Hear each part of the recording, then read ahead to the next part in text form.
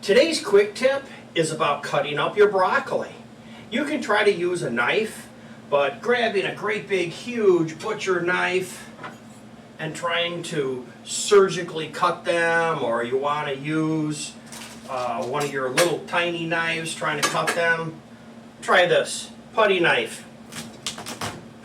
Look at that. There you go. Believe it or not, someone told me this is how they do it in a restaurant.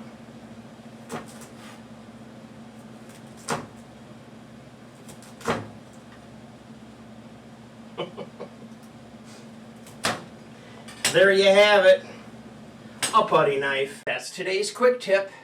Thanks for watching. Don't forget to subscribe in the lower right hand corner, and if you'd like to be notified about future shows, click the bell that's right up on the top.